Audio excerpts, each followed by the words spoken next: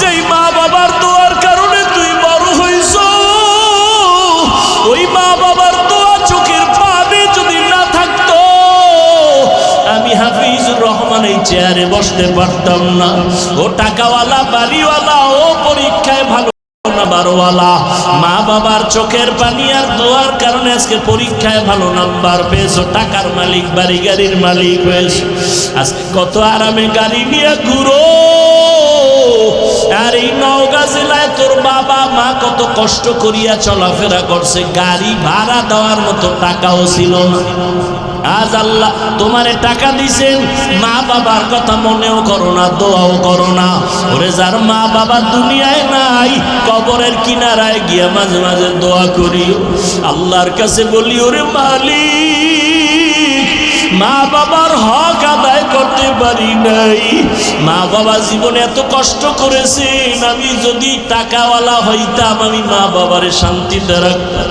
আজ আমার মা এমন জায়গায় আছে, বিছানাও নাই, একটা বাতিও নাই, সাদা কাফনের প্যাকেট হইয়া কবরে ঘুমায়।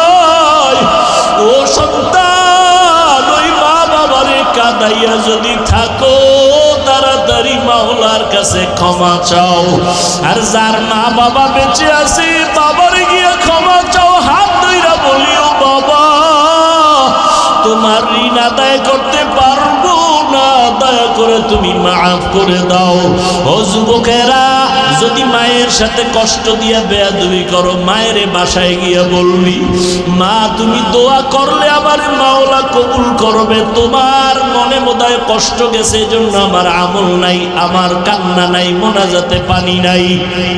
মা তোমারে বহু কষ্ট দিয়েছে, গোপনে জানি কত কান্না করেছো, আজ দয়া করে আমাকে মাফ করে দাও। মা আমারে তুমি সম্মানের জায়গায় নিয়ে আসো, তোমার দোয়া ছাড়া আমি শিক্ষিত হতে পারি নাই, তোমার দোয়ার কারণে আজ আমার আল্লাহ সম্মান বাড়ায় দিছে।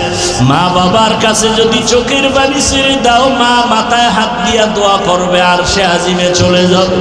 ও যুবকেরা, পায়ে হাত রেখে বলে গেলাম, আল্লাহর ভয় অন্তরে জমা করো, নবীর আদর্শের মালা গলায় লাগাও, তওবা করো পেছনের গুনাহ থেকে, মনে মনে আমার আল্লাহকে ডাকো আর বলো, আল্লাহ জীবনে কত নামাজ ছাড়লাম, বেপরদায় চললাম, আজকে থেকে তওবা করতেছি, মরিয়া গেলে যাব, হায়াতের মালিক তুমি, ইজ্জতের মালিক তুমি, আর নামাজ ছাড়বো না, দাড়ি কাটবো না, বেপরদায় চলবো না, মা বাবারে কষ্ট দিব না। ওলামায়ে কেরামের পরামর্শ নিয়ে নবীর সুন্নাত অনুযায়ী চলাফেরা করব।